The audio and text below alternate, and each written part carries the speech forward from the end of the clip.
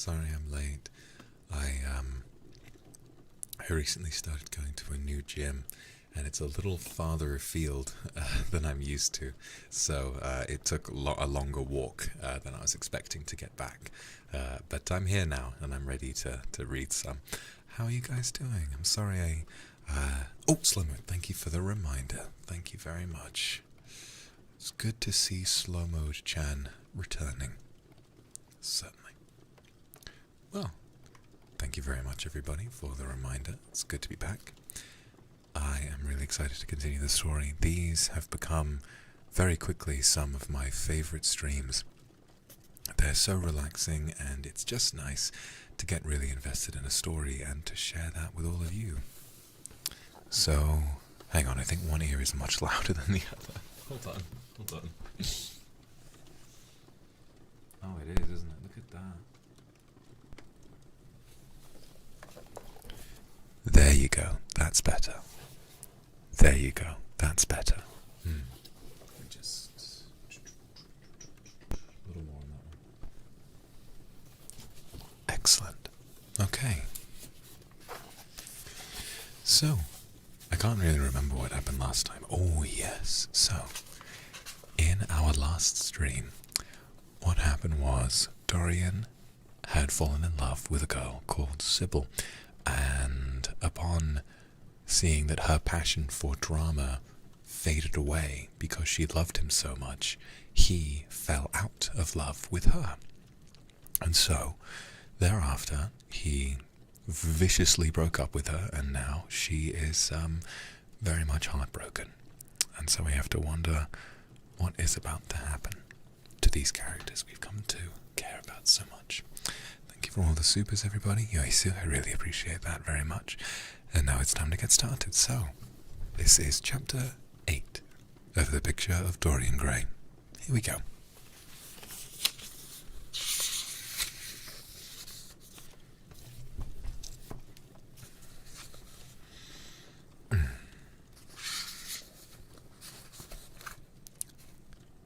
It was long past noon when he awoke.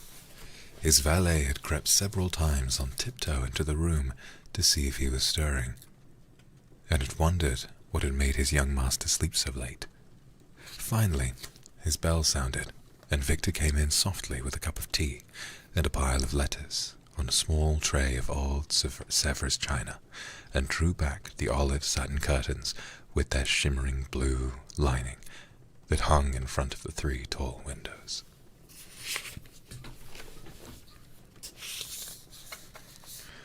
Monsieur has slept well this morning, he said, smiling. Oh, what o'clock is it, Victor? Asked Dorian Gray, drowsily. 1 hour and a quarter, monsieur. How late it was!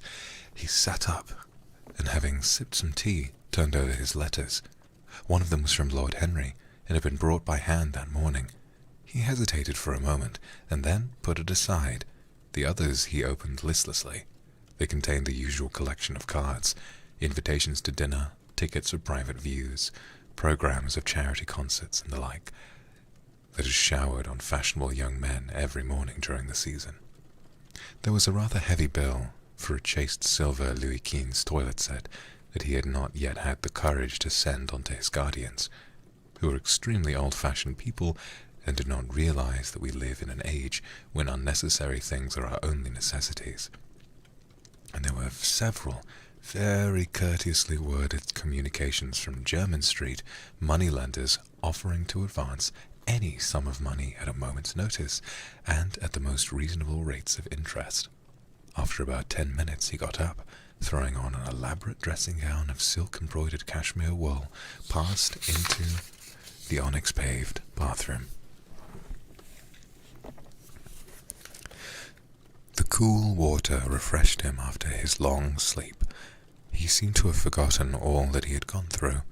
A dim sense of having taken part in some strange tragedy came to him once or twice, but there was the unreality of a dream about it. As soon as he was dressed, he went into the library and sat down to a light French breakfast that had been laid out for him on a small round table close to the open window. It was an exquisite day. The warm air seemed laden with spices. A bee flew in and buzzed round the blue dragon bowl that, filled with sulphur-yellow roses, stood before him. He felt perfectly happy. I think it's a little bit too loud. I'm just going to twist it down by a tiny bit. Hold on.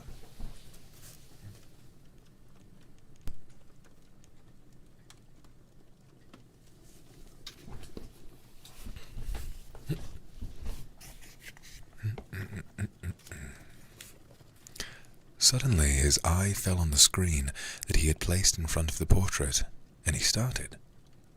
Too cold for monsieur? Asked his valet, putting an omelette on the table. I shut the window. Dorian shook his head. I'm not cold, he murmured. Was it all true? Had the portrait really changed? Or had it been simply his own imagination that had made him see a look of evil where there had been a look of joy? Surely a painted canvas could not alter. The thing was absurd. It would serve as a tale to tell Basil some day. It'd make him smile. And yet, how vivid was his recollection of the whole thing, first in the dim twilight, and then in the bright dawn. He had seen the touch of cruelty round the warped lips. He almost dreaded his valet leaving the room. He knew that when he was alone, he would have to examine the portrait.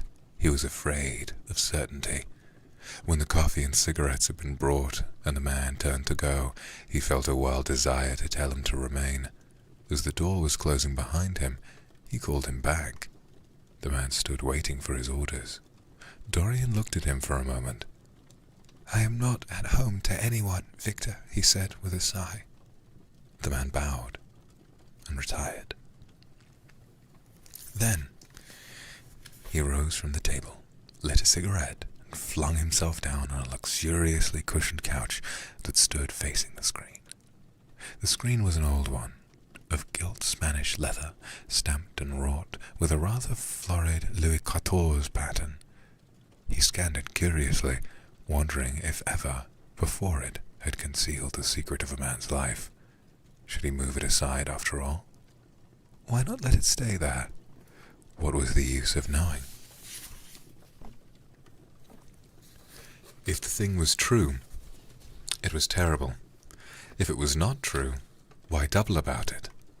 But what if, by some fate or deadlier chance, eyes other than his spied behind and saw the horrible change? What should he do if Basil Hallward came and asked to look at his own picture? Basil would be sure to do that. No, the thing had to be examined, and at once. Anything would be better than this dreadful state of doubt. He got up and locked both doors. At least he would be alone when he looked upon his mask of shame. Then he drew the screen aside and saw himself face to face. It was perfectly true. The portrait had altered. As he often remembered afterwards, and always with no small wonder, he found himself at first gazing at the portrait with a feeling of almost scientific interest. That such a change should have taken place was incredible to him, and yet it was a fact. Was there some subtle affinity between the chemical atoms that shaped themselves into form and color on the canvas, and the soul that was within him? Could it be that what that soul thought, they realized? That what it dreamed, they made true? Or was there some other, more terrible reason? He shuddered and felt afraid, and, going back to the couch, lay there, gazing at the picture in sickened horror. One thing, however, he felt that it had done for him. It had made him conscious how unjust, how cruel he had been to Sybil Vane. It was not too late to make reparation for that.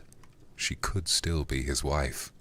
His unreal and selfish love would yield to some higher influence, would be transformed into some nobler passion, and the portrait that Basil Hallward had painted of him would be a guide to him through life, would be to him what holiness is to some, and conscience to others, and the fear of God to us all. There were opiates for remorse, drugs that could lull the moral sense to sleep, but here was a visible symbol of the degradation of sin. Here was an ever-present sign of the ruin men brought upon their souls. 3 o'clock struck, and 4, and the half-hour rang its double chime, but Dorian Gray did not stir. He was trying to gather up the scarlet threads of life and weave them into a pattern, to find his way through this sanguine labyrinth of passion through which he was wandering. He did not know what to do, or what to think. Finally, he went over to the table and wrote a passionate letter to the girl he had loved, imploring her forgiveness and accusing himself of madness. He covered page after page with wild words of sorrow and wilder words of pain. There is a luxury in self-reproach. When we blame ourselves, we feel that no one else has a right to blame us. It is the confession, not the priest, that gives us absolution. When Dorian had finished the letter, he felt that he had been forgiven. Suddenly, there came a knock at the door, and he heard Lord Henry's voice outside. "My dear boy, I must see you. Let me in at once. I can't bear you shutting yourself up like this." He made no answer at first, but remained quite still. The knocking still continued and grew louder. Yes, it was better to let Lord Henry in, and to explain to him the new life he was going to lead, to quarrel with him if it became necessary to quarrel, to part if parting was inevitable.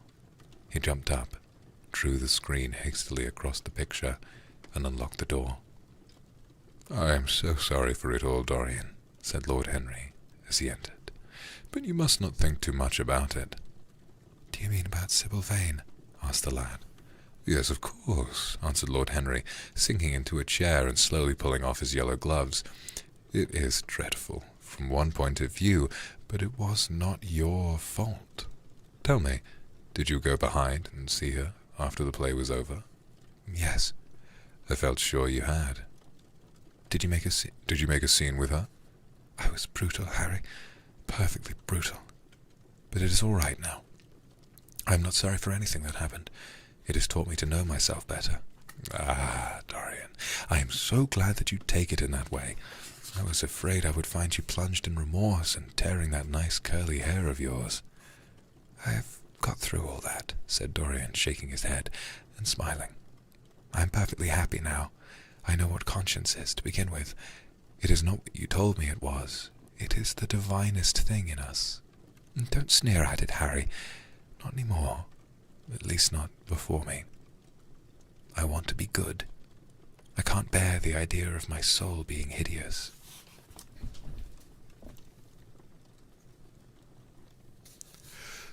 "A very charming basis for ethics, Dorian. I congratulate you on it, but how are you going to begin?" "By marrying Sybil Vane." "Marrying Sybil Vane?" cried Lord Henry, standing up and looking at him in perplexed amazement. "But my dear Dorian—" "Yes, Harry, I know what you're going to say. Something dreadful about marriage. Don't say it. Don't ever say things of that kind to me again. 2 days ago I asked Sybil to marry me. I'm not going to break my word to her. She is to be my wife." "Your wife? Dorian, didn't you get my letter? I wrote to you this morning and sent the note down, but by my own man." "Your letter? Oh, yes, I remember. I've not read it yet, Harry. I was afraid there might be something in it that I wouldn't like. You cut life to pieces with your epigrams." "You know nothing, then?" "What do you mean?" Lord Henry walked across the room and, sitting down by Dorian Gray, took both his hands in his own and held them tightly. "Dorian," he said, "my letter—" "Don't be frightened." "Was to tell you that Sybil Vane is dead." A cry of pain broke from the lad's lips, and he leapt to his feet, tearing his hands away from Lord Henry's grasp. "Dead? Sybil dead? It's not true. It's a horrible lie. How dare you say it?" "It is quite true, Dorian," said Lord Henry gravely. "It is in all the morning papers. I wrote down to you to ask you not to see anyone till I came. There will have to be an inquest, of course, and you must not be mixed up in it. Things like that make a man fashionable in Paris, but in London people are so prejudiced. Here, One should never make one's debut with a scandal. One should reserve that to give an interest to one's old age. I suppose they don't know your name at the theatre.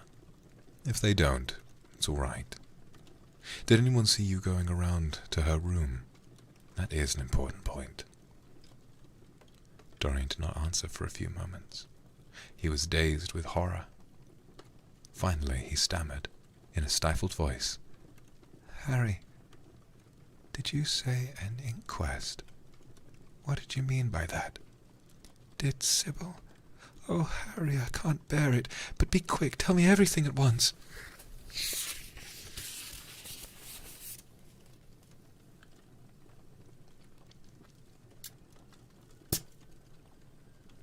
I got a smoothie.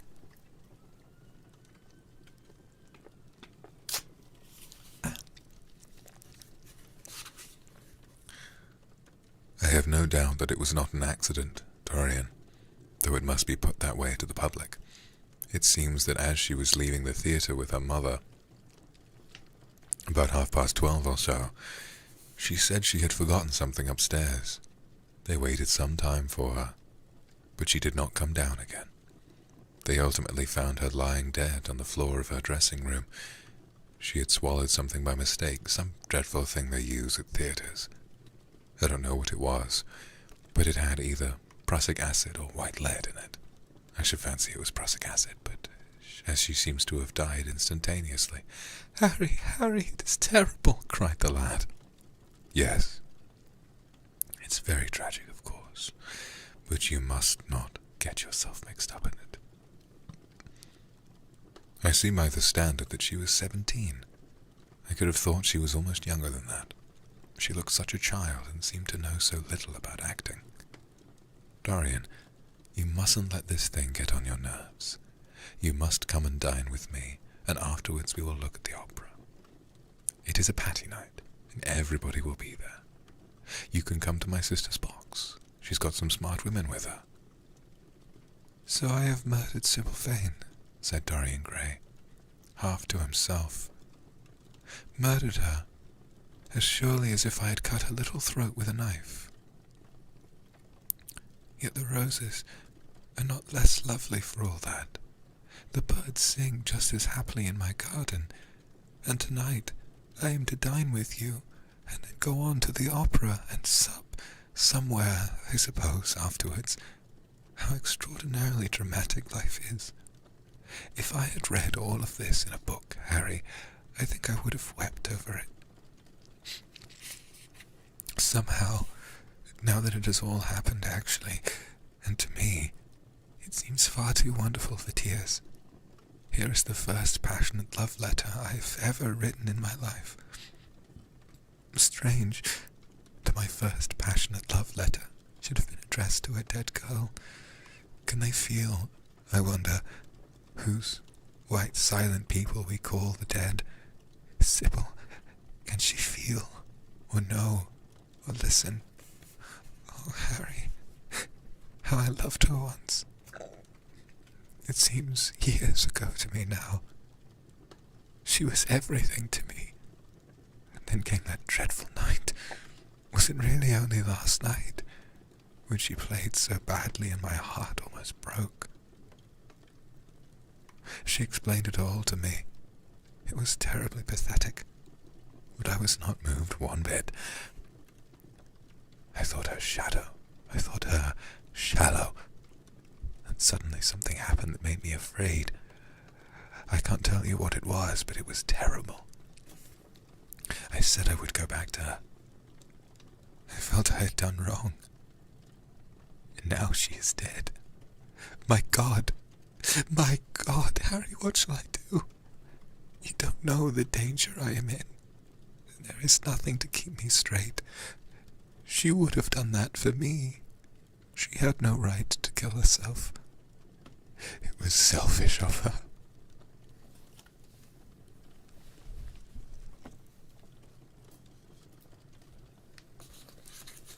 My dear Dorian, answered Lord Henry, taking a cigarette from his case and producing a gold Latin matchbox.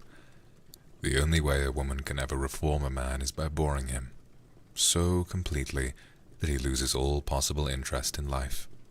If you had married this girl, you would have been wretched. Of course you would have treated her kindly. One can always be kind to people about whom one cares nothing. But she would have soon found out that you were absolutely indifferent to her, and when a woman finds that out about her husband, she either becomes dreadfully dowdy or wears very smart bonnets that some other woman's husband has to pay for. I say nothing about the social mistake, which would have been abject, which, of course, I would not have allowed. But I assure you that in any case, the whole thing would have been an absolute failure. I suppose it would, muttered the lad, walking up and down the room and looking horribly pale. I thought it was my duty. It's not my fault that this terrible tragedy has prevented my doing what was right. I remember your saying once there is a fatality about good resolutions. They are always made too late. Mine certainly were. Good resolutions are useless attempts to interfere with scientific laws. Their origin is pure vanity. Their result is absolutely nil. They give us, now and then, some of those luxurious sterile emotions that have a certain charm for the weak. That is all that can be said for them. They are simply checks that men draw on a bank where they have no account. Harry, cried Dorian Gray, coming over and sitting down beside him, why is it that I cannot feel this tragedy as much as I want to? I don't think I'm heartless, do you? You have done too many foolish things during the last fortnight to be entitled to give yourself that name, Dorian, answered Lord Henry, with his sweet, melancholy smile. The lad frowned. I don't like that explanation, Harry, he rejoined. But I'm glad you don't think I'm heartless. I am nothing of the kind. I know I am not. And yet, I must admit that this thing that has happened does not affect me as it should. Sorry. It seems to me to be simply like a wonderful ending to a wonderful play. It has all the terrible beauty of a Greek tragedy, a tragedy in which I took a great part, but by which I have not been wounded.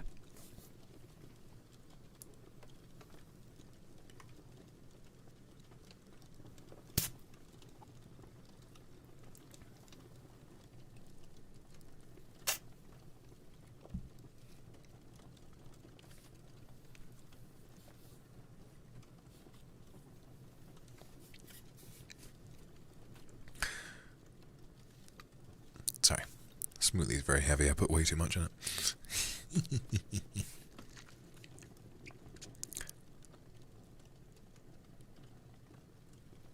Wait a minute. Hang on.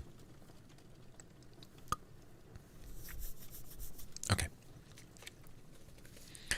It is an interesting question, said Lord Henry, who found an exquisite pleasure in playing on the lad's unconscious egotism. An extremely interesting question.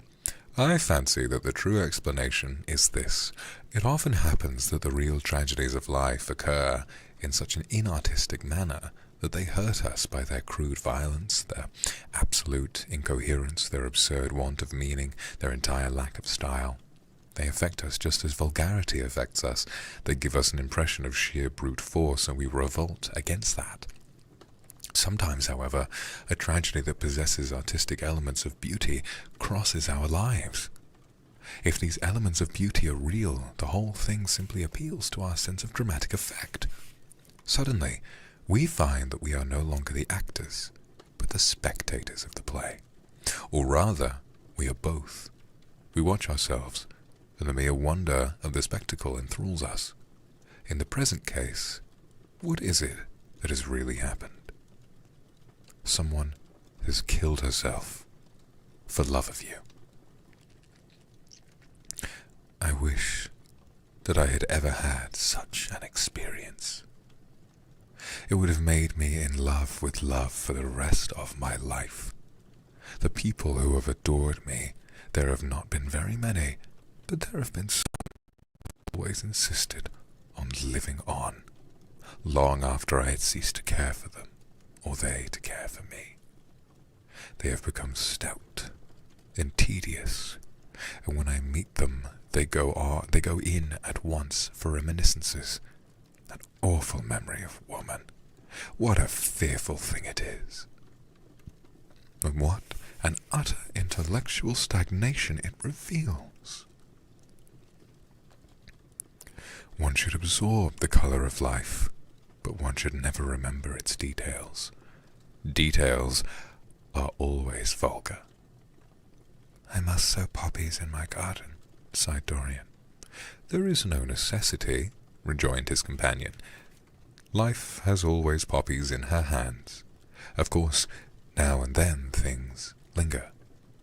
I once wore nothing but violets all through one season, as a form of artistic mourning for a romance that would not die. Ultimately, however, it did die. I forget what killed it. I think it was her proposing to sacrifice the whole world for me.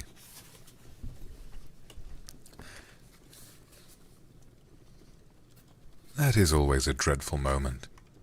It fills one with the terror of eternity. Well, would you believe it?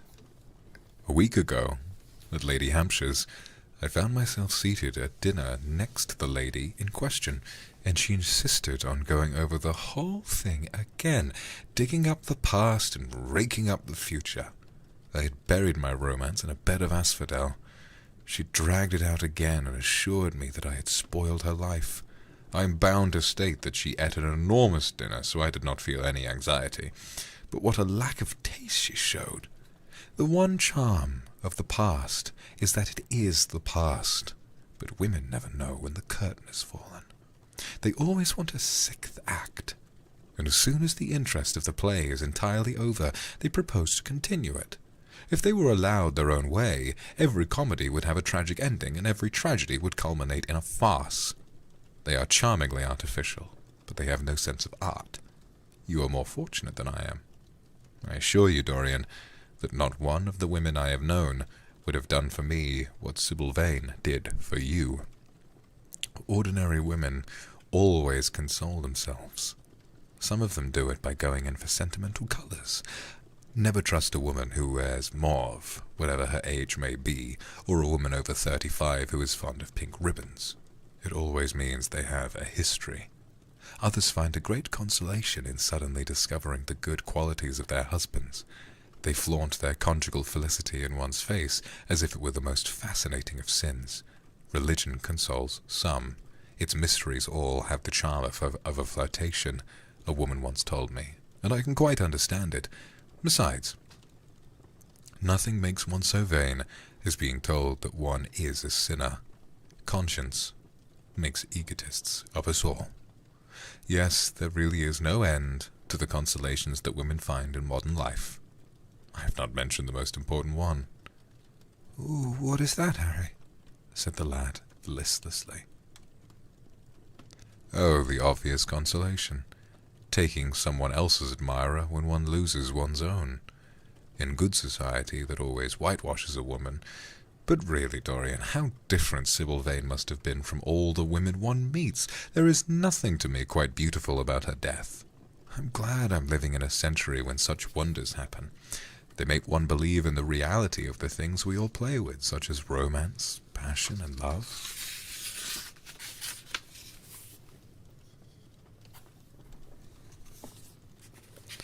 I was terribly cruel to her.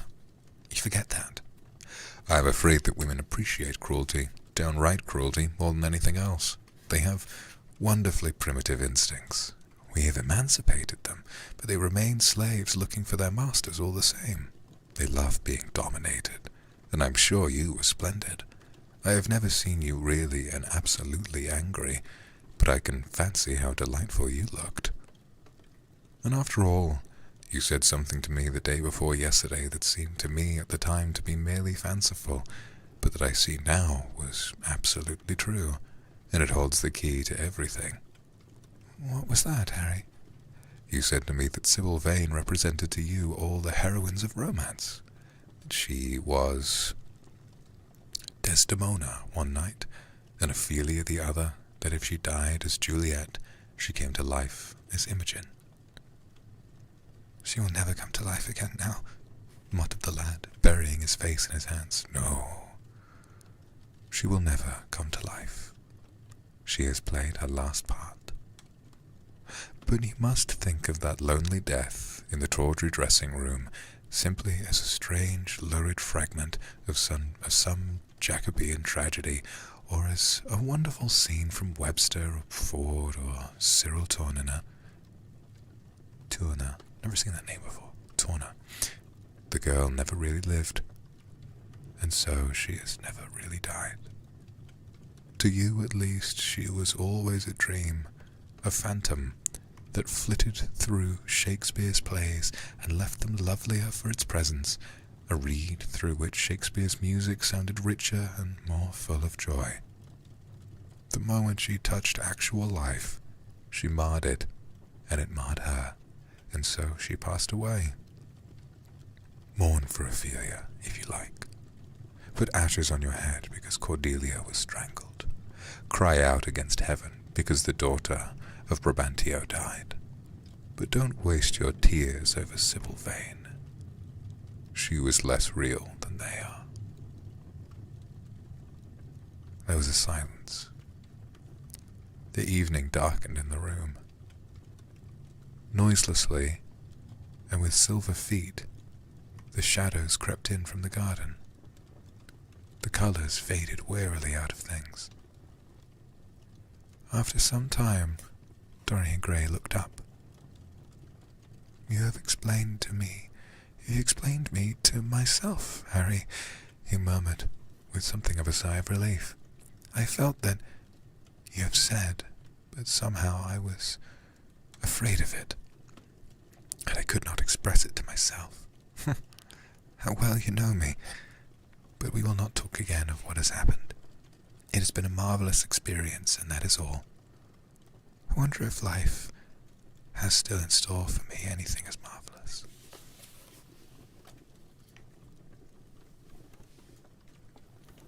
Life has everything in store for you, Dorian. There is nothing that you, with your extraordinary good looks, will not be able to do. But suppose Harry had become haggard and old and wrinkled. What then? Then, said Lord Henry, rising to go, then, my dear Dorian, you would have to fight for your victories. As it is, they are brought to you. No, you must keep your good looks. We live in an age that reads too much to be wise, and that thinks too much to be beautiful. We cannot spare you. And now you had better dress and drive down to the club. We are rather late as it is. I think I shall join you at the opera, Harry. I feel too tired to eat anything. What is the number of your sister's box? 27, I believe. It is on the grand tier. You'll see her name on the door. But I'm sorry you won't come and dine. I don't feel up to it, said Dorian listlessly. But I am awfully obliged to you for all that you have said to me. You are certainly my best friend. No one has ever understood me as you have. We are only at the beginning of our friendship, Dorian, answered Lord Henry, shaking him by the hand. Goodbye. I shall see you before 9:30, I hope. Remember, Patty is singing. As he closed the door behind him, Dorian Gray touched the bell, and in a few minutes Victor appeared with the lamps and drew the blinds down. He waited impatiently for him to go. The man seemed to take an indeterminable time over everything. As soon as he had left, he rushed to the screen and drew it back. No. There was no further change in the picture. It had received the news of Sybil Vane's death before he had known of it himself. It was conscious of the events of life as they occurred. The vicious cruelty that marred the fine lines of the mouth had, no doubt, appeared at the very moment that the girl had drunk the poison, whatever it was. Or was it indifferent to results? Did it merely take cognizance of what passed within the soul? He wondered, then hoped, that some day he would see change taking place before his very eyes, shuddering as he hoped it.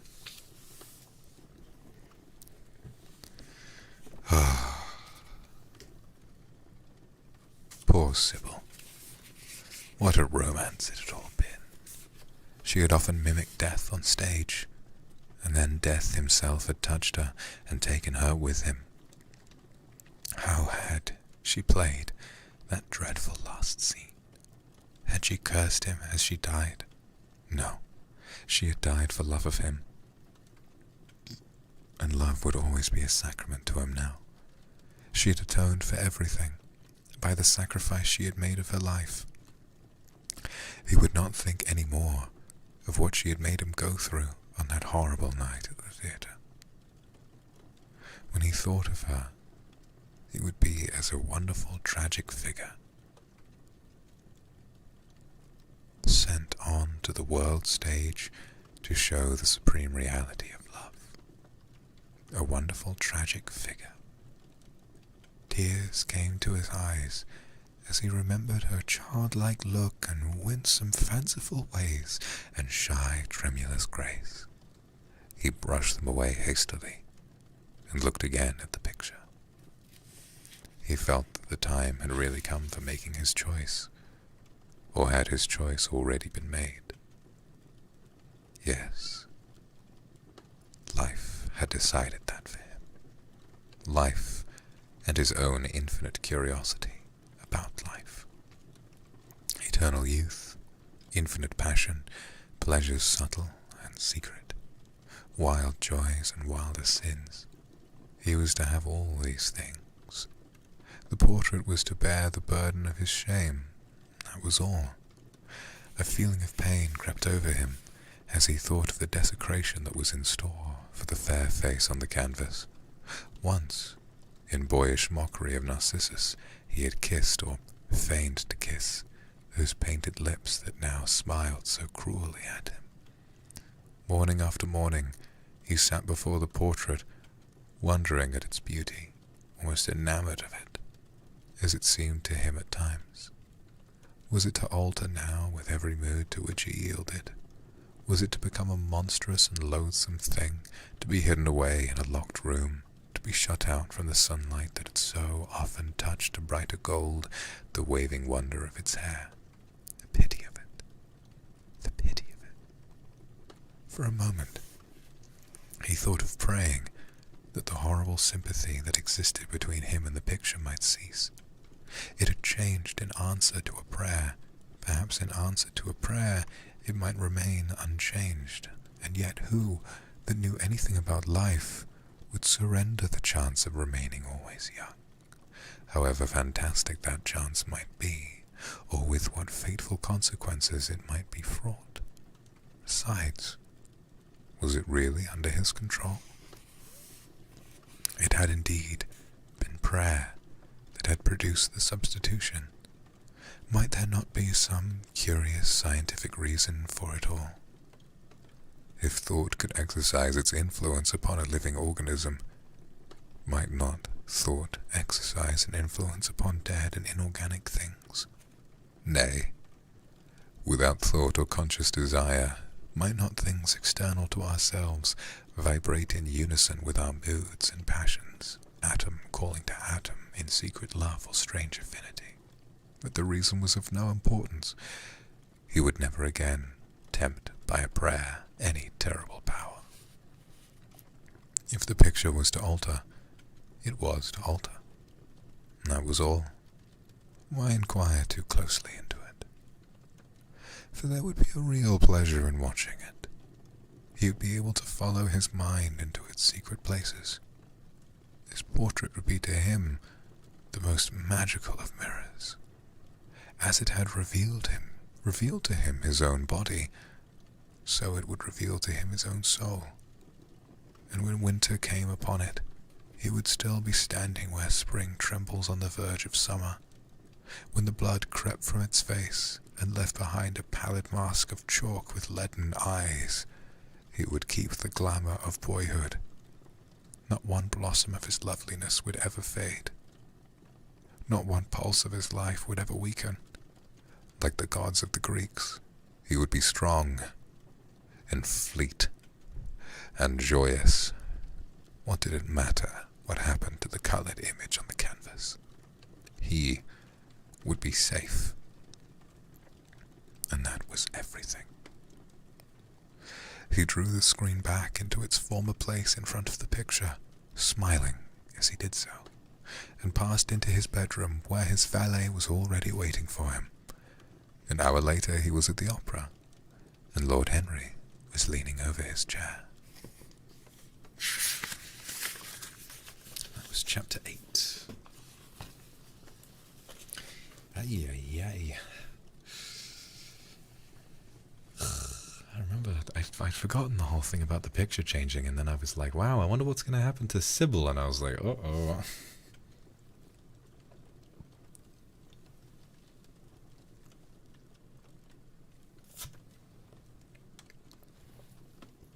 It's a good smoothie. Very nutritious. It's berry, and banana. I really like it.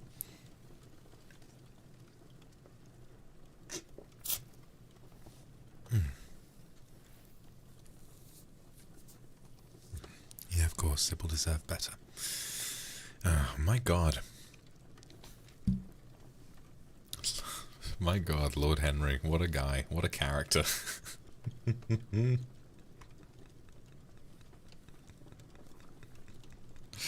Oh, God.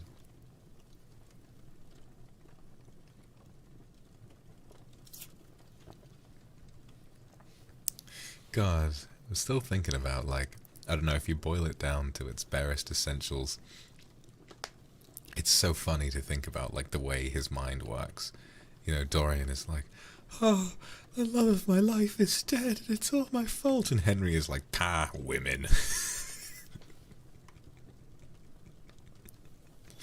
It's a very interesting point of view, though. I don't think it's good, and I would consider it a red flag if I met that in someone in real life.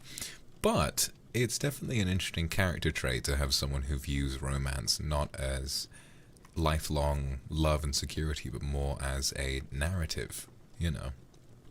That each romance should have 5 acts, and he doesn't understand why some people want to continue them once they've ended their course. You know, I don't know. It's definitely an interesting perspective, but of course, what he has to understand is that, you know, it's not quite as simple as that a lot of the time. He's...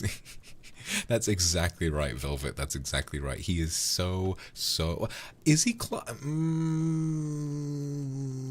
don't know. I don't know if he's closeted exactly, but he's a man living in a world where he needs... If he's going to get married, it has to be to a woman, tragically, at this time in history.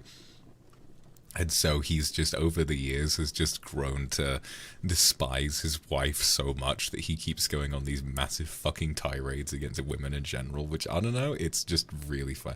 I don't know if he's self-aware enough to be closeted. Yeah, I don't know. It's just all of his repressed gay anger is emerging in pure misogyny, which is just a fantastic to behold, honestly. And poor Dorian is getting fooled by all of it. I say poor Dorian, but... It's difficult. I mean, he's young, obviously. He's young and makes mistakes, but also, like, Jesus Christ, I'm still thinking about what he said to Sybil. It's terrible.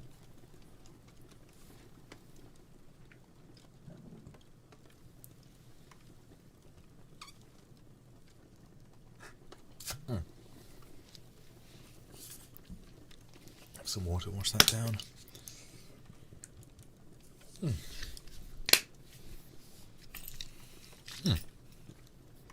Okay. Let's crack on. I don't have long. I really ought to finish up in the next hour or two. So, this is chapter 9.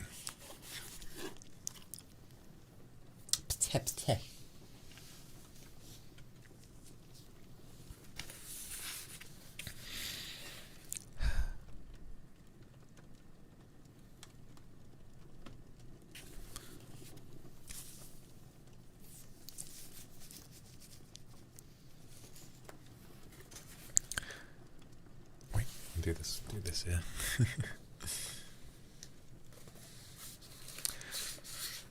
As he was sitting at breakfast next morning, Basil Hallward was shown into the room.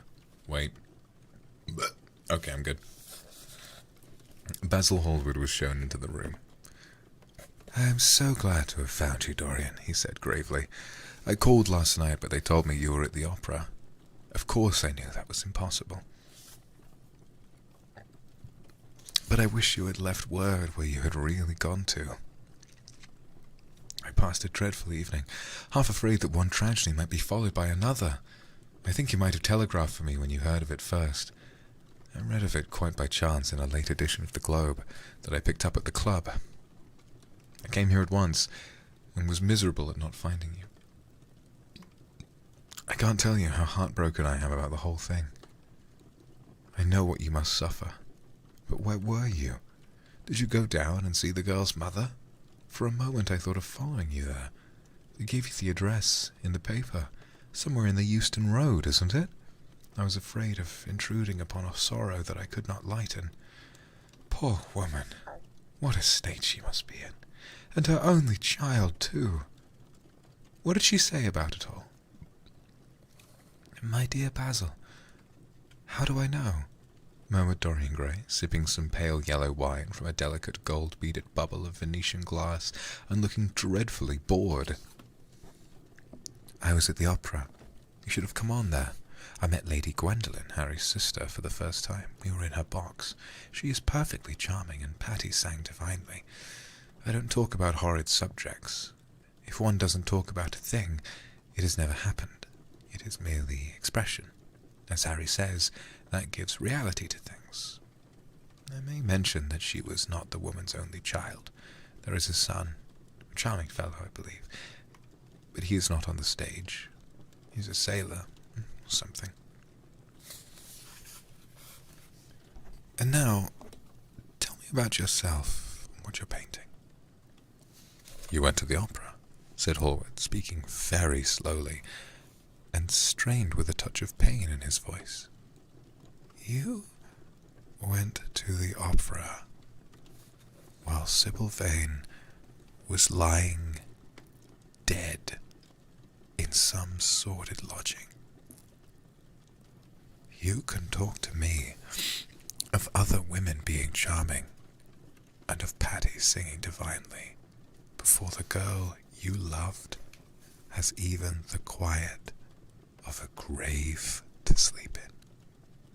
Why, man, there are horrors in store for that little white body of hers. Stop, Basil, I won't hear it, cried Dorian, leaping to his feet. You must not tell me about things. What's done is done. What's past is past. You call yesterday the past. What has the actual lapse of time got to do with it? It's only shallow people who require years to get rid of an emotion. A man who is a master of himself can end a sorrow as easily as he can invent a pleasure. I don't want to be at the mercy of my emotions. I want to use them, to enjoy them, and to dominate them. Dorian, this is horrible. Something has changed you completely. You look exactly the same as the wonderful boy who, day after day, used to come down to my studio and sit for his picture. But you were simple, natural, and affectionate then. You were the most unspoiled creature in the whole world. Now I don't know what's come over you. You talk as if you had no heart, no pity in you. It's all Harry's influence, I see that. The lad flushed up and, going to the window, looked out for a few moments on the green, flickering, sun-lashed garden. I owe a great deal to Harry, Basil, he said at last. More than I owe to you. You only taught me to be vain. Well, I am punished for that, Dorian, or shall be some day. I don't know what you mean, Basil, he exclaimed, turning round. I don't know what you want. What do you want? I want the Dorian Gray I used to paint, said the artist sadly.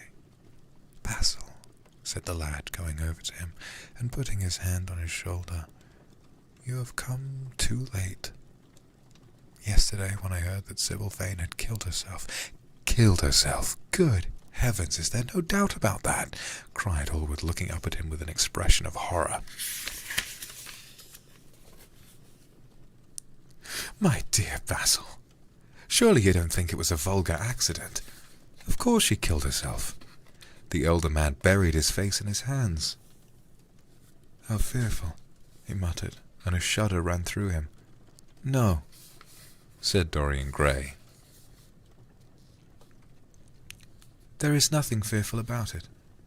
It is one of the great romantic tragedies of the age. As a rule, People who act lead the most commonplace lives. They're good husbands or faithful wives or something tedious. You know what I mean. Middle-class virtue, all that kind of thing.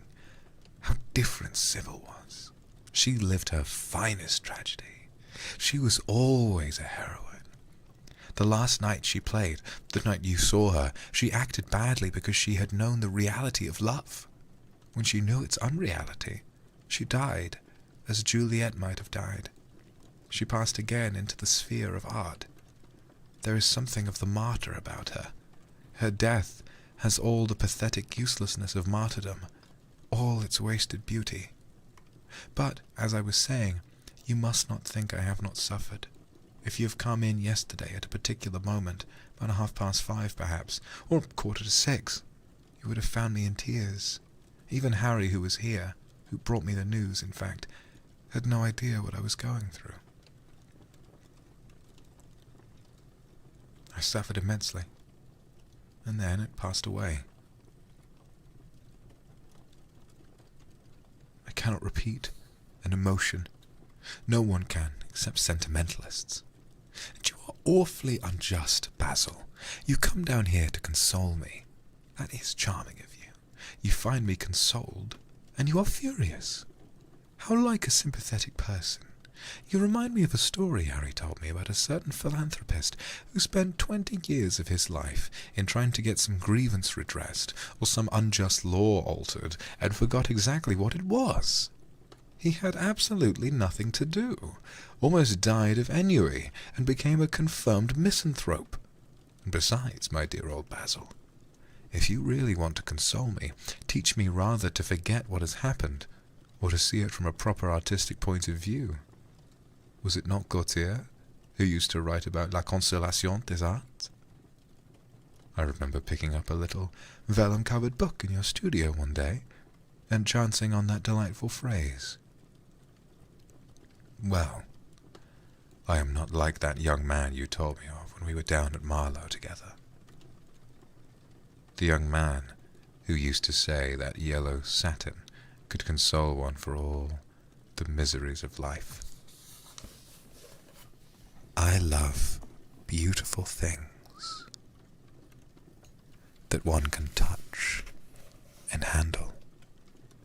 All brocades, green bronzes, lacquer work, carved ivories, exquisite surroundings, luxury, pomp. There is much to be got from all of these. But the artistic temperament that they create, or at any rate reveal, is still more to me. To become the spectator of one's own life, as Harry says, is to escape the suffering of life.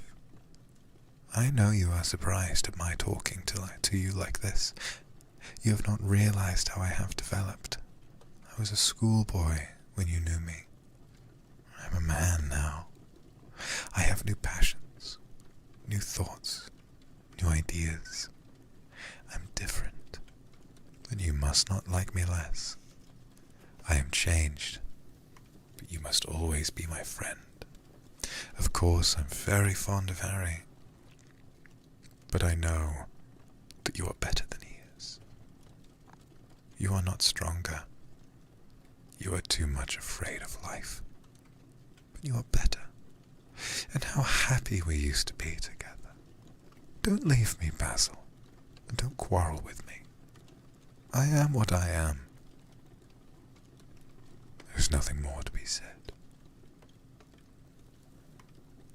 The painter felt strangely moved.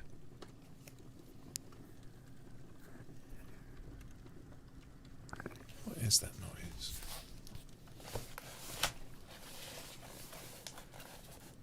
There's a humming. That's just my computer.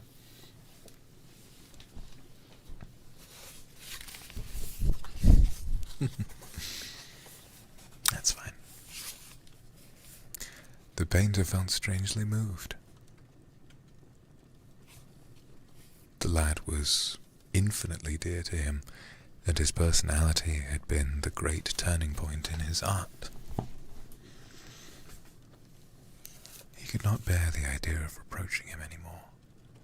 After all, his indifference was probably merely a mood that would pass away. There was so much in him that was good, so much in him that was noble. "Well, Dorian," he said at length, with a sad smile, "I won't speak to you again about this horrible thing after today. I only trust your name won't be mentioned in connection with it. The inquest is to take place this afternoon. Have they summoned you?"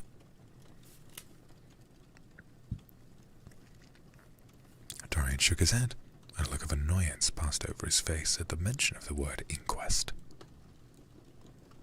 There was something so crude and vulgar about everything of the kind. "They don't know my name," he answered. "But surely she did. Only my Christian name, and I'm quite sure that she never mentioned to anyone. She told me once that they were all rather curious to learn who I was, and that she invariably told them my name was Prince Charming.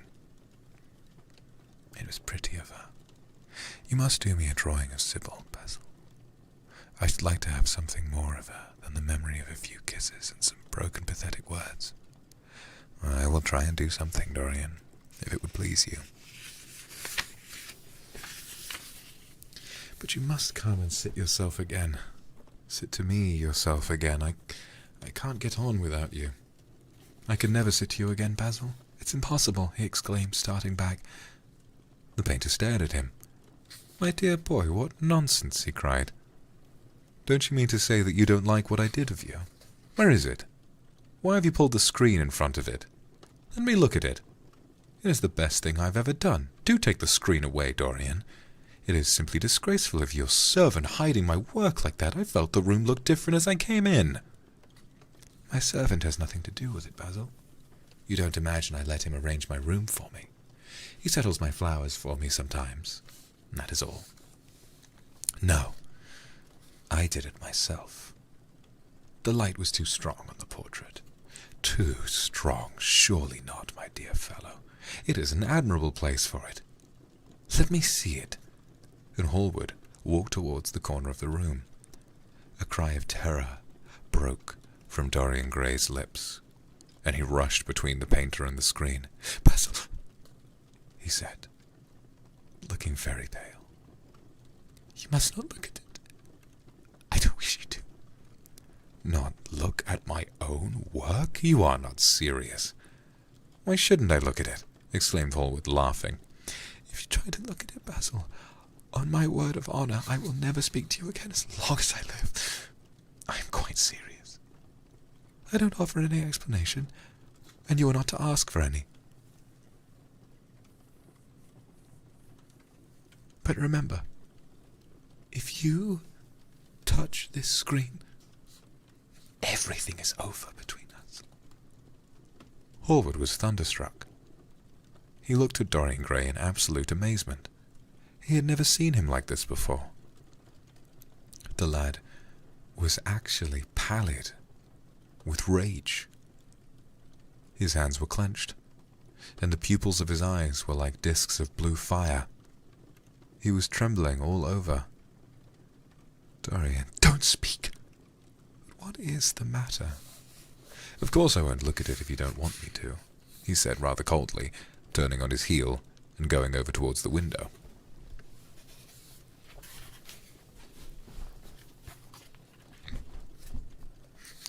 "But really, it seems rather absurd that I shouldn't see my own work, especially as I'm going to exhibit it in Paris in the autumn. I shall probably have to give it another coat of varnish before that, so I must see it some day, and why not today?"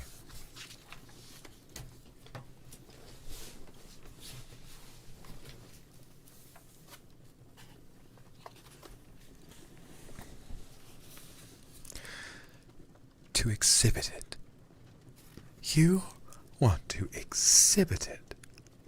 exclaimed Dorian Gray, a strange sense of terror creeping over him. What was the world going to be shown his secret?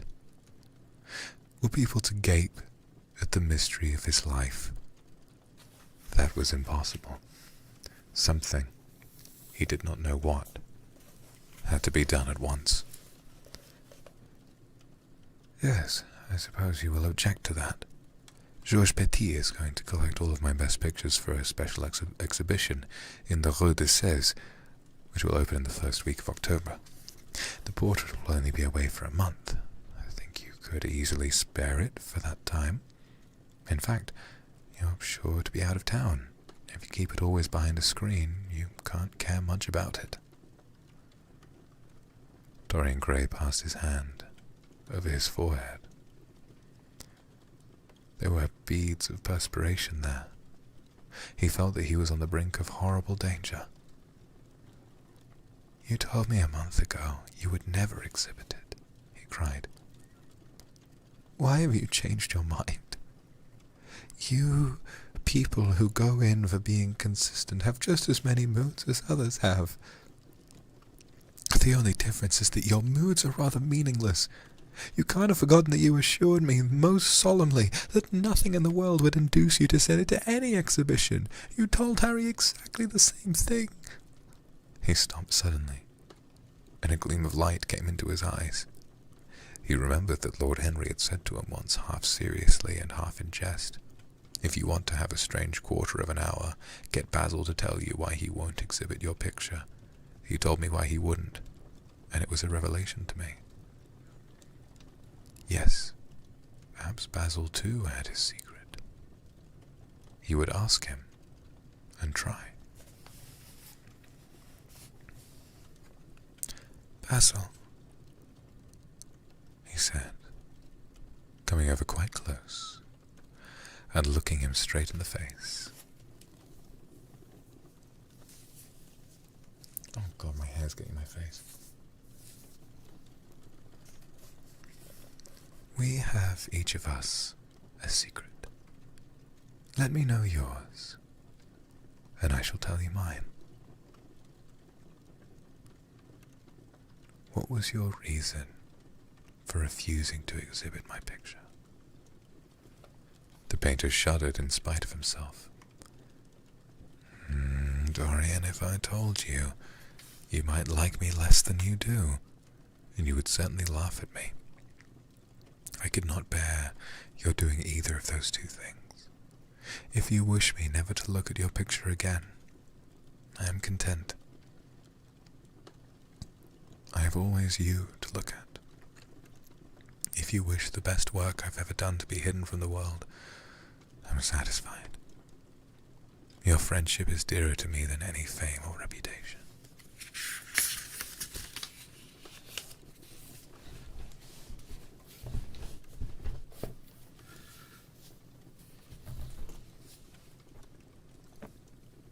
No, Basil.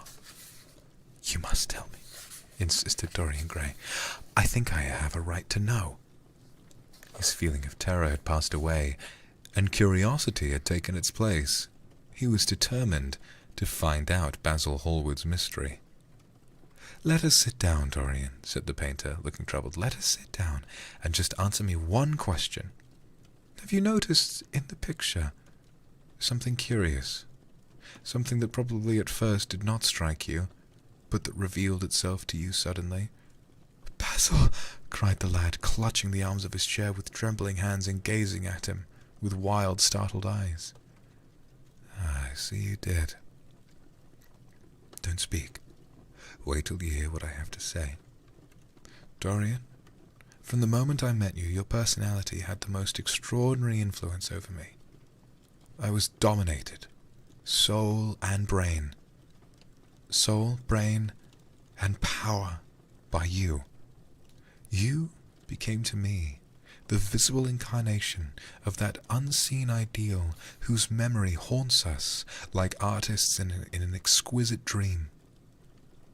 I worshipped you. I grew jealous of everyone to whom you spoke. I wanted to have you all to myself. I was only happy when I was with you. When you were away from me, you were still present in my art. Of course I would never let you know anything about this. It would have been impossible.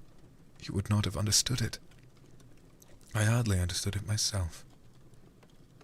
I only knew that I had seen perfection face to face, and that the world had become wonderful to my eyes, too wonderful perhaps, for in such mad worships there is peril, the peril of losing them, no less the peril of keeping them. Weeks and weeks went on, and I grew more and more absorbed in you, and then came a new development. I had drawn you as Paris in dainty armour, and as Adonis with a huntsman's cloak and a polished boar spear. Crowned with a heavy lotus blossoms, you had sat on the prow of Adrian's barge, gazing across the green turbid Nile. You had leant over the still pool of some Greek woodland and seen in the water's silent silver the marvel of your own face, and it had all been what art should be, unconscious, ideal, and remote. One day, a fatal day, I sometimes think, I determined to paint a wonderful portrait of you as you actually are. Not in the costume of dead ages, but in your own dress, and in your own time. Whether it was the realism of the method, or the mere wonder of your own personality, thus directly presented to me without mist or veil, I cannot tell. But I know that as I worked at it, every flake and film of colour seemed to me to reveal my secret. I grew afraid that others would know of my idolatry.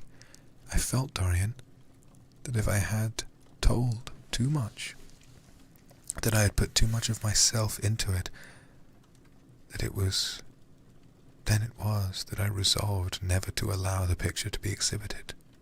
You were a little annoyed, but then you did not realize all that it meant to me. Harry, to whom I talked about it, laughed at me, but I did not mind that.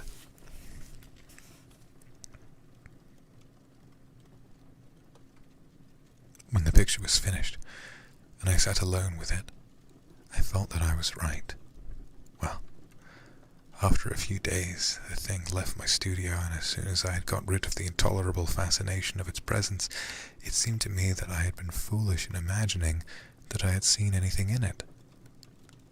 More than that, you were extremely good-looking, and that I could paint. Even now, I cannot stop. I cannot help feeling that it is a mistake to think that the passion one feels in creation is ever really shown in the work one creates. Art is always more abstract than we fancy. Form and colour tell us of form and colour.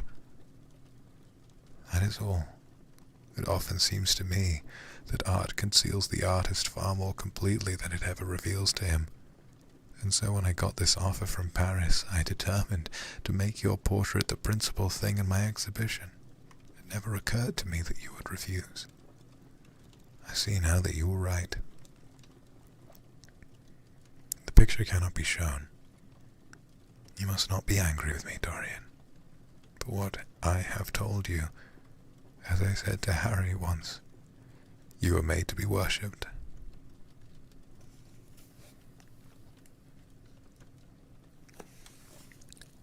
Dorian Gray drew a long breath. The colour came back to his cheeks, and a smile played about his lips. The peril was over.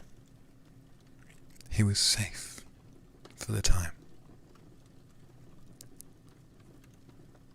Yet he could not help feeling infinite pity for the painter who had just made this strange confession to him, and wondered if he himself would ever be so dominated by the personality of a friend. Lord Henry had the charm of being very dangerous, but that was all. He was too clever and too cynical to be really fond of. Would there ever be someone who would fill him with a strange idolatry? Was that one of the things that life had in store? It is extraordinary to me, Dorian, said Hallward, that you should have seen this in the portrait. Did you really see it? I saw something in it, he answered. Something that seemed to me very curious. Well, you don't mind me looking at the thing now? Dorian shook his head. You must not ask me that, Basil. I could not possibly let you stand in front of that picture. You will someday, surely? Never. Well, perhaps you're right. And now goodbye, Dorian. You have been the one person in my life who has really influenced my art. Whatever I have done that is good, I owe to you. You don't know what it cost me to tell you all that I have told you. My dear Basil, said Dorian, what have you told me? Simply that you felt that you admired me too much. That is not even a compliment. It was not intended as a compliment. It was a confession. And now that I have made it, something seems to have gone out of me. Perhaps I should never have put one's worship into words. It was a very disappointing confession. Why? What did you expect, Dorian? You didn't see anything else in the picture, did you? There was nothing else to see. No, there was nothing else. Why do you ask? But you mustn't talk about worship. It's foolish. You and I are friends, Basil, and we must always remain so. You've got Harry and the painter, said the painter sadly. Oh, Harry, cried the lad with a ripple of laughter. Harry spends his days in saying what is incredible, and his evenings in doing what is improbable. Just the sort of life I would like to lead. And still, I don't think I would go to Harry if I were in trouble. I would sooner go to you, Basil. You will sit to me again? Impossible. You spoil my life as an artist by refusing, Dorian. No man came across two ideal things. Few come across one. I can't explain it to you, Basil, but I must never sit to you again. There is something fatal about a portrait.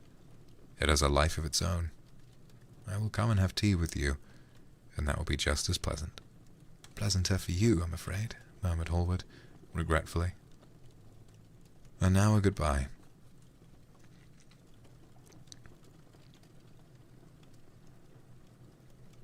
I'm sorry you won't let me look at the picture once again. But that can't be helped. I quite understand what you feel about it. As he left the room, Dorian Gray smiled to himself. Poor Basil. How little he knew of her true reason, and how strange it was that instead of having been forced to reveal his own secret, he had succeeded, almost by chance, in wresting a secret from his friend. How much that strange confession explained to him the painter's absurd fits of jealousy, his wild devotion, his extravagant panegyrics, his curious reticences. He understood them all now, and he felt sorry. There seemed to be something tragic in a friendship so coloured by romance. He sighed and touched the bell. The portrait must be hidden away at all costs. He could not run the risk of such a discovery again. It had been mad of him to have allowed the thing to remain, even for an hour, in a room to which any of his friends had access. And that was chapter 9. Ah, yes, and history will say that they were just very good friends.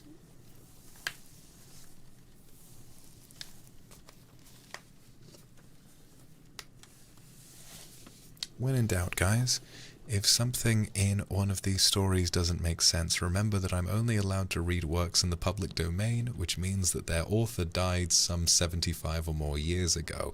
So yes, I imagine if Oscar Wilde had the chance to make them to make it a more obvious romantic confession, he would have. But I think this was very much pushing the boundary of what was allowed at the time. So thank you, Mr. Wilde, for doing your very best.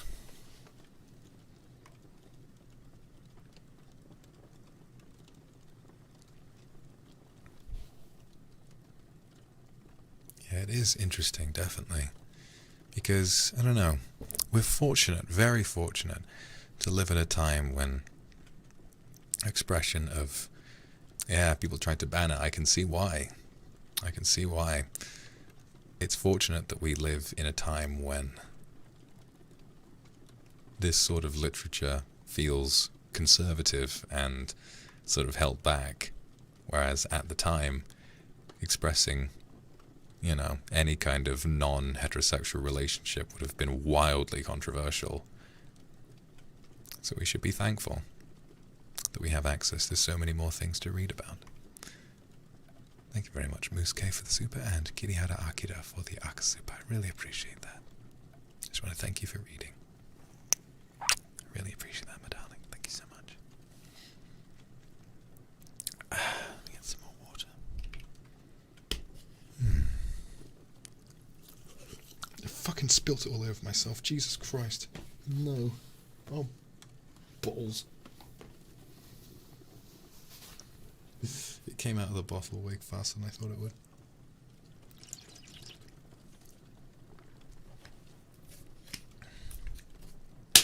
Kindred, my darling. I'm wet. Okay. So we've got... I'm going live with Doppio in 90 minutes, so I've got time for one more chapter. So let's get this rolling, shall we?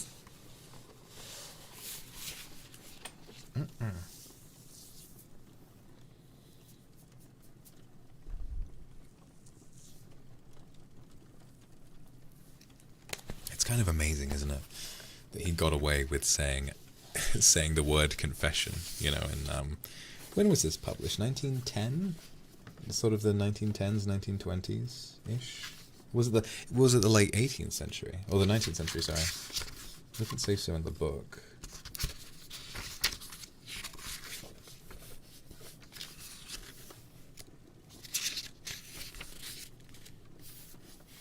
$1891.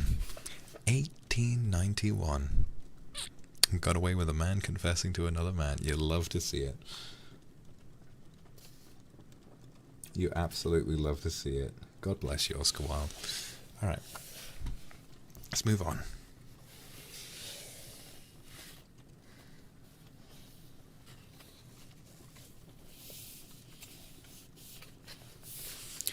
Okie dokie.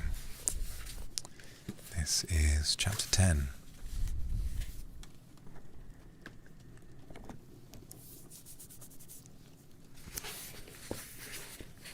Yeah, still younger than me, but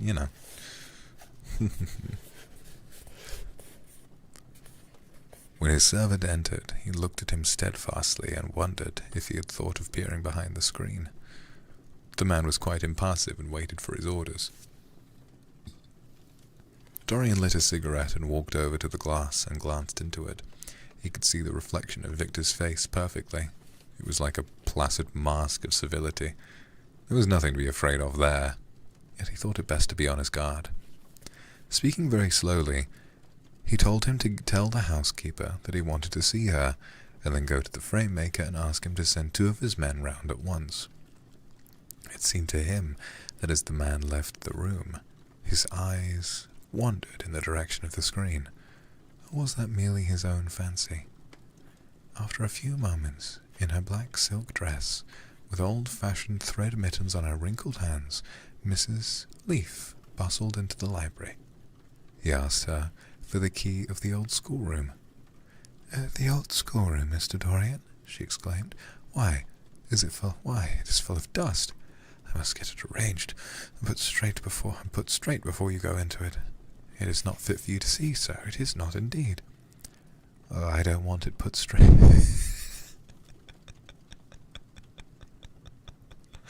Yes, Dorian of all people does not want it put straight. I don't want it put straight, Leaf. I only want the key. Well, sir, you'll be covered with cobwebs if you go into it. Why? It hasn't been open for nearly 5 years, not since his lordship died. He winced at the mention of his grandfather. He had hateful memories of him. That does not matter, he answered. I simply want to see the place, that's all. Give me the key. And here is the key, sir, said the old lady, going over to the contents of her bunch with tremulously uncertain hands. "Here is the key. I'll have it off the bunch in a moment, but you don't think of living up there, sir? And you so comfortable here?"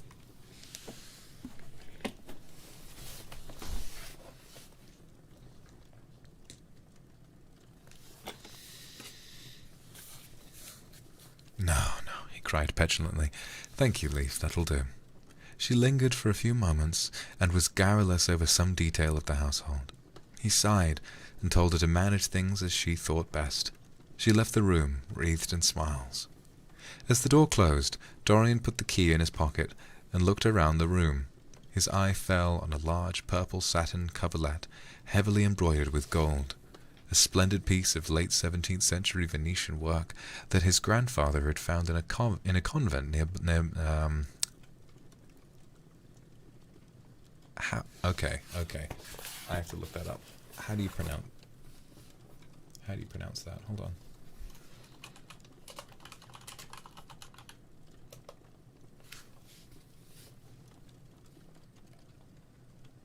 Oh, it's only videos.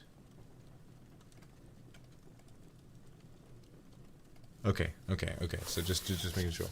Near Bologna. Yes, that would serve to wrap the dreadful thing in. It had perhaps served often as a pall for the dead. Now it was to hide something that had a corruption of its own. Worse than the corruption of death itself. Something that would breed horrors and yet would never die. What the worm was to the corpse, his sins would be to the painted image on the canvas. They would mar its beauty and eat away its grace. They would defile it and make it shameful, and yet the thing would still live on. It would be always alive. He shuddered, and for a moment he regretted that he had not told Basil the true reason why he had wished to hide the picture away. Basil would have helped him to resist Lord Henry's influence, and the still more poisonous influences that came from his own temperament. The love that he bore him, for it was really love, had nothing in it that was not noble and intellectual. It was not that mere physical admiration of beauty that is born of the senses and that dies when the senses tire. It was such love as Michelangelo had known, and Montaigne and Winckelmann and Shakespeare himself. Yes, Basil could have saved him, but it was too late now. The past could always be annihilated. Regret, denial, or forgetfulness that could do that, but the future was inevitable. There were passions in him that could find their terrible outlet, dreams that would make their shadow of their real evil. He looked up from the couch, the great purple and gold texture that covered it, and, holding it in his hands, passed behind the screen. What was the face? Was the face on the canvas viler than before? It seemed to him that it was unchanged, and yet his loathing of it was intensified. Gold hair, blue eyes, and rose-red lips. They were all there. It was simply the expression that had altered. That was horrible in its cruelty, compared to what he saw in it of censure and rebuke. How shallow Basil's reproaches about Sybil Vane had been. How shallow, and of what little account. His own soul was looking out at him from the canvas and calling him to judgment. A look of pain came across him, and he flung the rich pall over the picture. As he did so, a knock came to the door. He passed out as his servants entered. I have to go to the bathroom. I'm gonna be right back.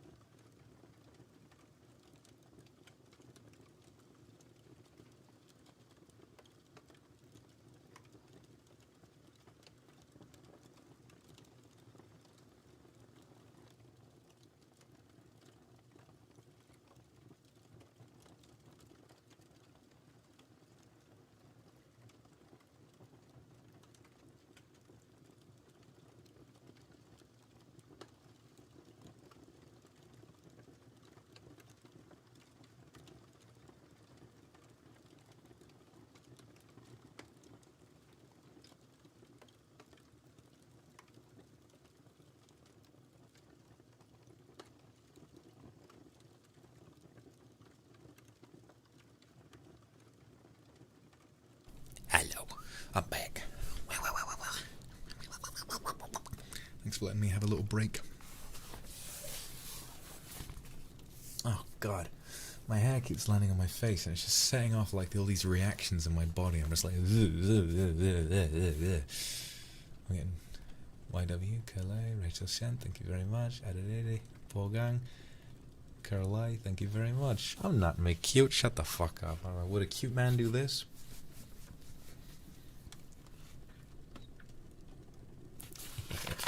I don't think so. Okay. Okie dokie dokie dokie dokie. Let's continue.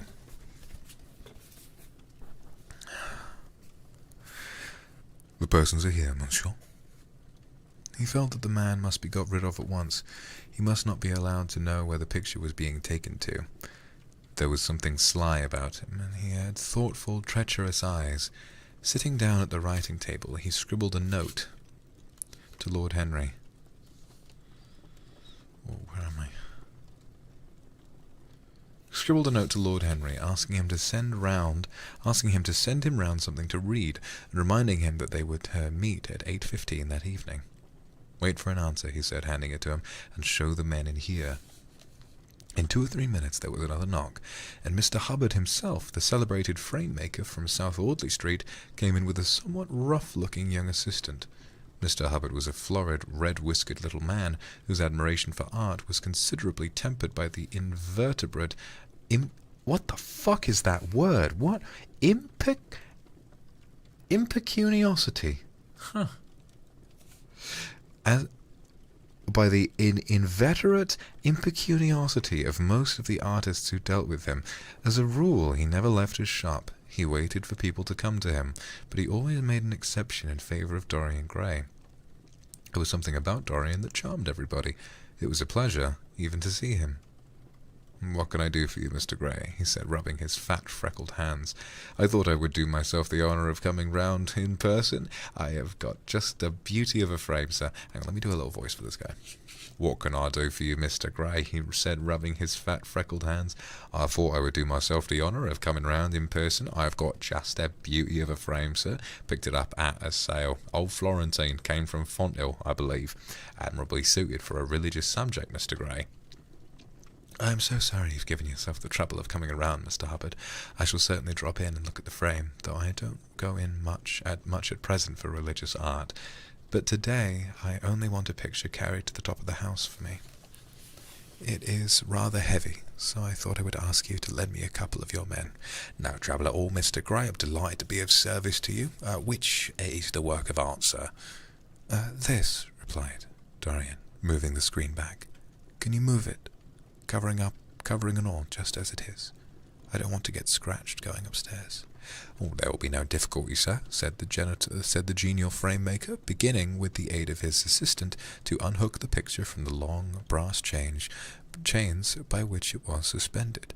"And now, where shall we carry it?" Where shall we carry it to, Mr. Gray?" "I will show you the way, Mr. Hubbard. If you'll kindly follow me, or perhaps you had better go in front. I'm afraid it is right at the top of the house. We'll go up by the front staircase, as it is wider." He held the door open for them, and they passed out into the hall and began the ascent.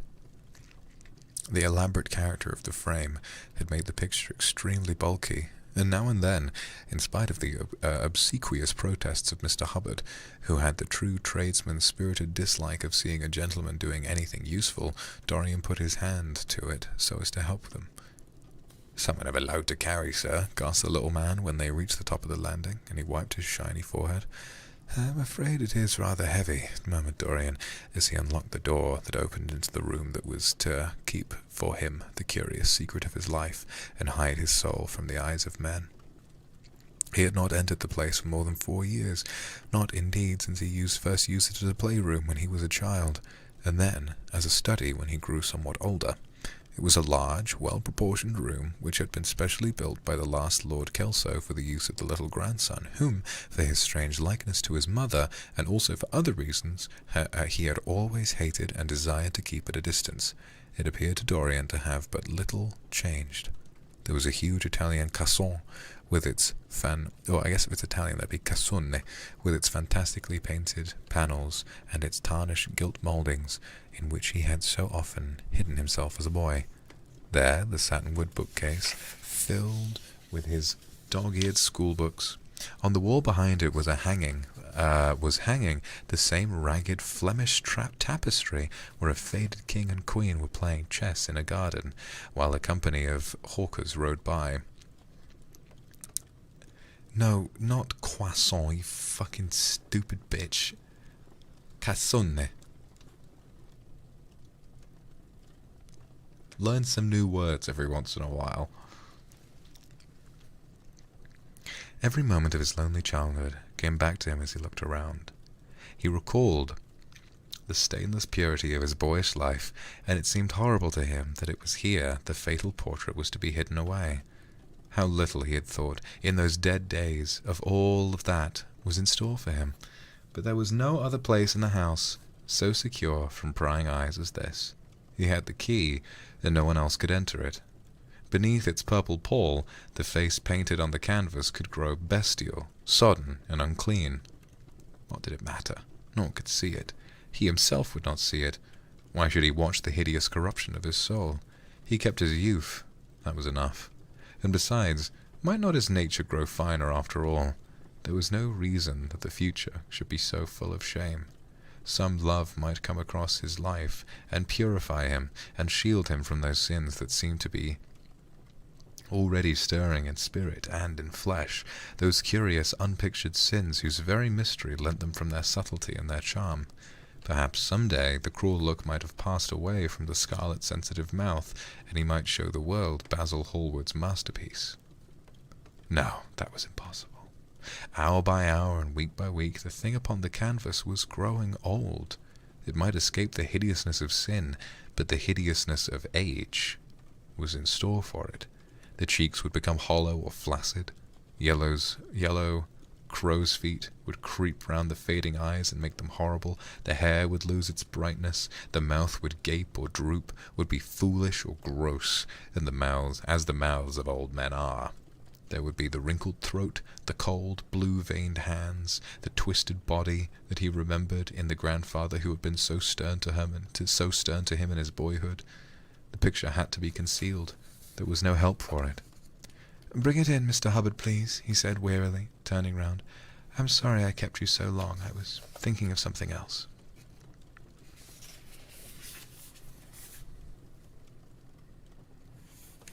"Always glad to have a rest, Mr. Gray," answered the frame-maker, who was still gasping for rest. "Where should we put it, sir?" "Oh, anywhere. Here, this'll do. I don't want to have it hung up. Just lean it against the wall, thanks." "Might want to look at the work of art, sir?" Dorian started. "It would not interest you, Mr. Hubbard," he said, keeping his eye on the man. He felt ready to leap upon him and fling him to the ground if he dared to lift the gorgeous hanging that concealed the secret of his life. "I shan't trouble you any more now.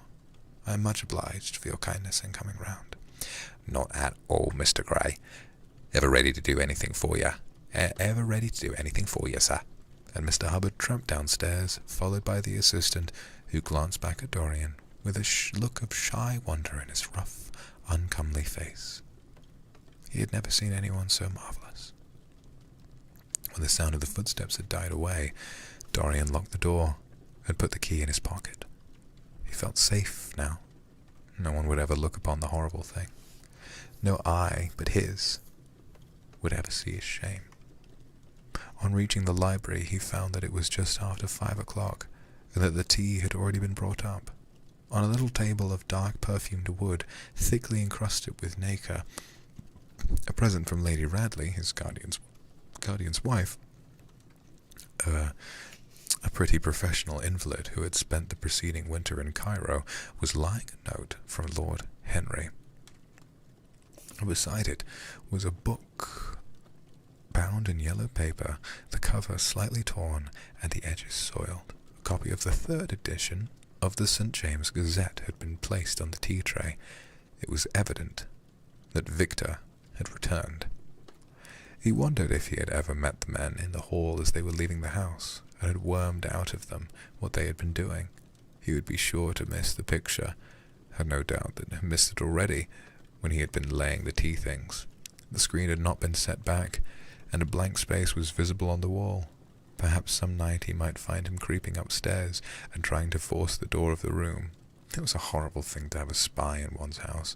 He had heard of rich men who had been blackmailed all their lives by some servant who'd read a letter, or overheard a conversation, or picked up a card with an address, or found beneath a pillow a withered flower or a shred of crumpled lace. He sighed, and having poured himself some tea, opened Lord Henry's note.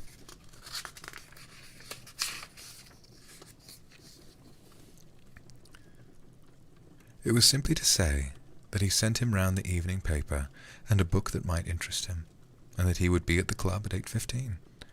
He opened the St. James's languidly and looked through it. A red pencil mark on the 5th page caught his eye.